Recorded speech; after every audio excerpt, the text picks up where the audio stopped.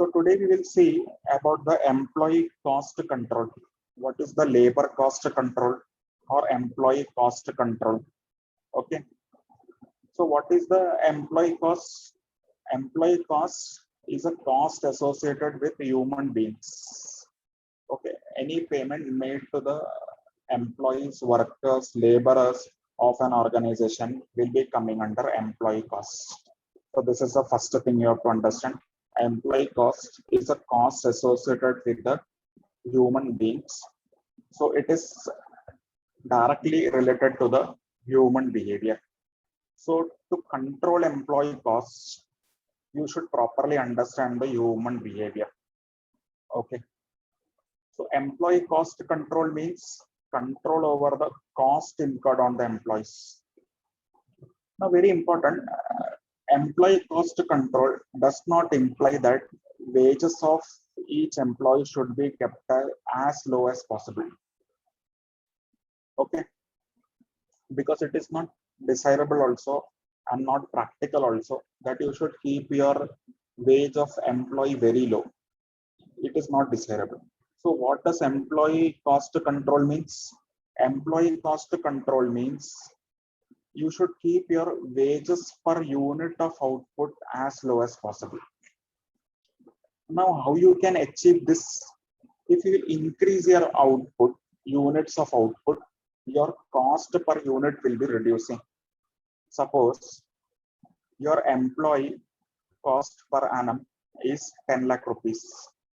Let us take the two example.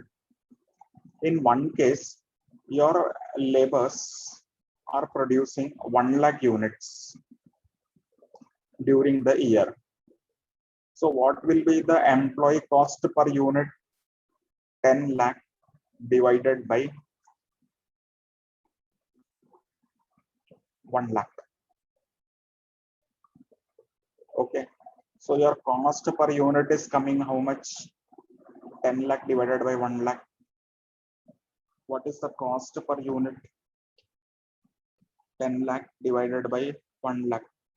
10 rupees per unit. Okay.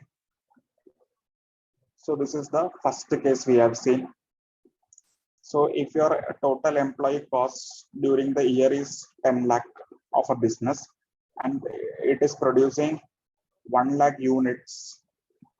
So cost per unit will be 10 rupees per unit. Employee cost per unit will be 10 per unit. Now let us take another example. Instead of 1 lakh unit, if you are producing, let us assume 1,50,000 units. 1,50,000 units you are producing during the year. Okay. Now see, now what will be the employee cost per unit? 10 lakh divided by 1,50,000. How much is the cost per unit? It is how much? 6.67 around. See, now you have reduced the per unit cost. No, you have not reduced your wages paid to the employee. You are not reduce your employee cost. It is not desirable also. You should try to increase your output so that your per unit cost is as low as possible. Now, another important question which will arise, how you can increase your output? You can increase your output by keeping your employee motivation very high. Now, how you can keep your employee motivation high? You can adequately compensate them, properly compensate them. Okay. If you want to increase your output, how you can increase? You can increase the output by keeping your employee motivated. And how you can keep your employee motivated? You should properly compensate them. Okay. So understood. Employee cost control does not mean that reducing your total wages. Okay. It is implying reduction in wage per unit of output as low as possible. And this can be achieved only if you increase your output. And for that, you should properly compensate the employee Okay, you should encourage efficiency so that you are achieving effective output. So for achieving this, you should keep your employee motivated. Why? Because see, a well motivated team of employee can bring wonders. So if your employees are highly motivated, they can bring wonders for your organization. Okay. Now you can keep your employee motivated only if you're giving them proper incentives, proper wage, proper salary, other benefits you are giving. So you should keep your employee motivated by adequately compensating them. Okay. Each concern means organization, businesses unit, you can say organization. Each organization should therefore constantly strive to raise the productivity of the employees. So every organization should take efforts. Strive means take efforts or work towards, you can say. They should take efforts to raise their productivity. Productivity means a rate of output. One employee is producing how many outputs, units, that is productivity. Okay. If one employee was producing 15 units in a day, okay. Now by encouraging them, motivating them, adequately compensating them, if you are able to increase the output to 20 units per employee, we will say that productivity has improved or productivity has increased. Okay, initially one employee was able to produce only 15 units of an output, but by motivating them, adequately compensating them, encouraging them, now your employee, one employee can produce 20 units of output. We will say that productivity has improved, increased. Okay. So the efforts for the control of employee costs should begin from the very beginning. Okay. From day one, you should take efforts to control the employee costs. Okay. Step by step, you can take the step for reducing the employee costs. So, but you should do the beginning from the very day one. Okay. So there has to be on some concerted efforts by all the concerned departments. So all your department should put in efforts towards this direction. Okay. So this is the very important of labor cost control.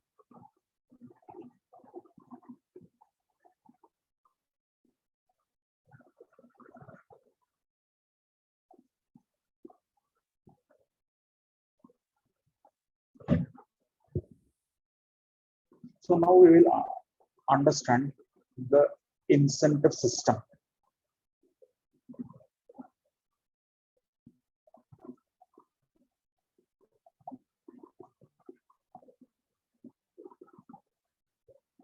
It is an important from examination point of view. Practical sums will be coming from incentive system. That is a system of wage payment and incentives. So you can call it as incentive system or wage incentive system. Okay. Now there are several systems of employee wage payment and incentives. There are various authors have given various methods for calculating the wage and incentives of employees. Okay. So how you should calculate the wage paid to an employee, or how you should calculate the incentive. So different authors or different experts have given different methods or we can say formulas for calculating the incentive system, wage incentive system. Okay, so there are several systems, okay, for paying the wage to the employees. Clear? Now, what are the different systems?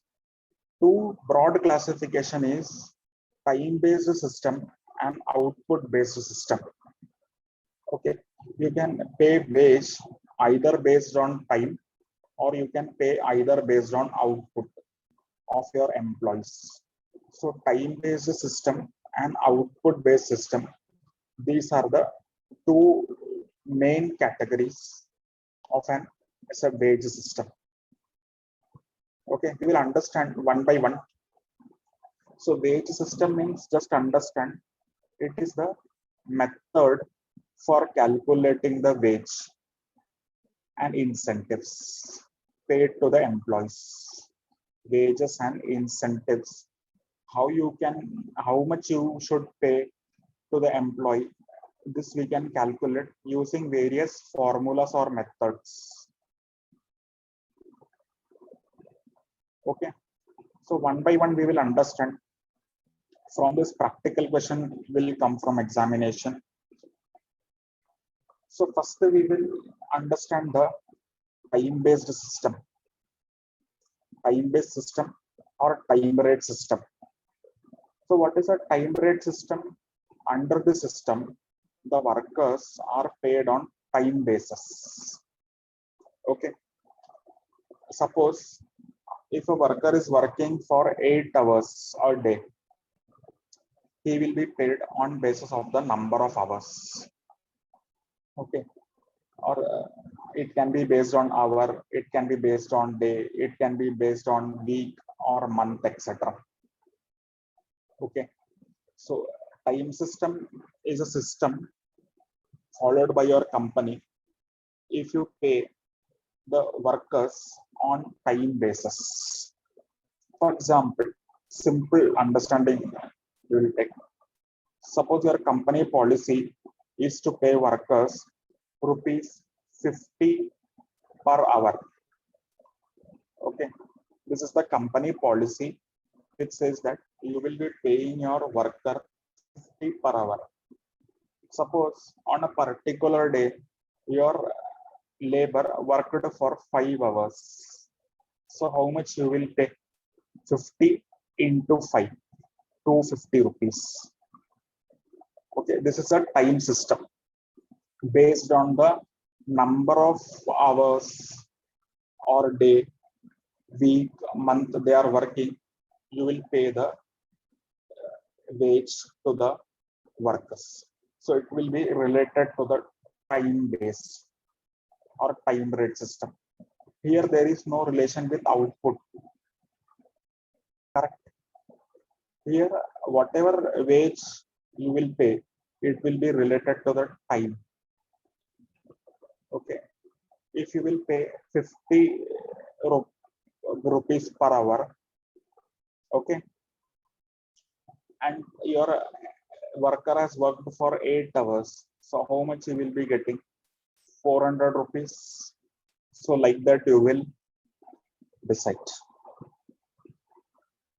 So in time rate system, workers are paid on time basis. So you should remember this. In time basis, what is the basis for paying the wage to the worker? It is the time. That is number of hours, number of days, how a number of weeks he is working, or number of months he has worked. Based on that, you will be deciding the wage of your worker. Okay, it is simple. How you will calculate the wage of a worker? By multiplying time worked into rate for that time. Just now we have seen, no, 50 rupees per hour you will pay your worker. Okay, suppose he has worked for 8 hours, so you will easily arrive at that you will pay 400 rupees to your worker for that day. Okay, Or you can keep it other way also, that if your worker is working for 1 day, you will pay 1,000 rupees per day, and your worker had come for 25 days, so you will pay how much? 25,000 to your workers at the end of the month. So this is a very simple. In time rate system, we can arrive at the wage of a worker by simply multiplying time worked by rate for the time. Okay, number of days worked into rate per day. So this is the simple step for calculating the wage based on time rate. Clear?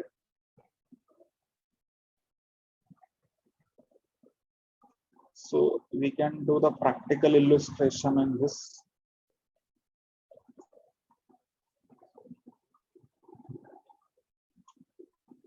Okay.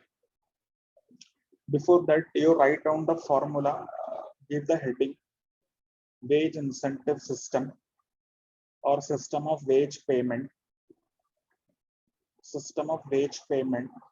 and in that you give the heading time based or time rate system. Okay, and in that you make a note that under this system, workers are paid on time basis. Workers are paid on time basis, that is hourly basis, daily basis, weekly basis, or monthly basis. Okay, under a time rate system, workers are paid on time basis. Clear? Hourly, daily, weekly, or monthly. And how you can arrive at the wage rate under this system? It is simple. Wages is equal to time worked into rate for the time. Write and keep this formula so that it will be easy when we will solve the practical illustration. So wages is equal to time into rate for the time. Clear? Okay, so today we are stopping here. Practical illustration on this time basis we will do in the next class. Okay, thank you everybody.